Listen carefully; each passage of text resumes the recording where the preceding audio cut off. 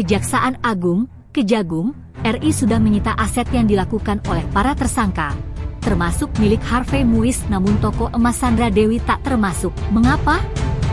Haris Arthur Hedar, kuasa hukum Harvey Muiz, mengakui kalau kliennya sudah 20 hari mendekam di tahanan Kejagung RI, berkas belum dilimpahkan karena penyidik masih terus melakukan penelusuran berbagai hal atas kasus dugaan korupsi PT Timah, yang merugikan negara mencapai 271 triliun rupiah.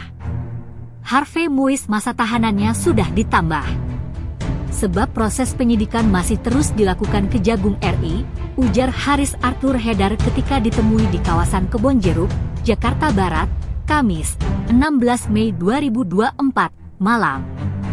Haris menyebut penyidik sedang melakukan penelusuran harta kekayaan Harvey yang dimilikinya sejak sebelum hingga menikah dengan Sandra Dewi, yang berkaitan dengan dugaan korupsi PT Timah. Termasuk pemeriksaan Sandra kemarin melakukan penelusuran harta kekayaan beliau dan Pak Harvey, tuturnya.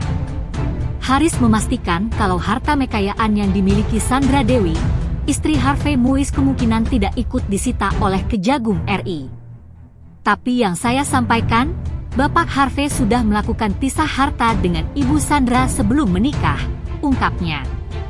Jadi yang ditelusuri ya harta Harvey dan Ibu Sandra yang mana saja, itu yang diklarifikasi Sandra kemarin pas pemeriksaan, imbuhnya. Saat ini, Kejagung RI telah melakukan penyitaan aset yang dilakukan oleh para tersangka, termasuk milik Harvey Muiz. Haris menyebut aset milik kliennya yang disita adalah mobil mewah saja.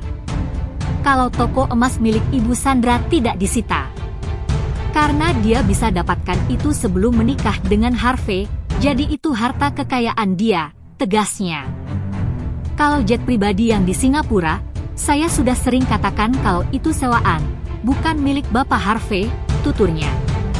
Demikian info yang dapat kami sampaikan, semoga bermanfaat.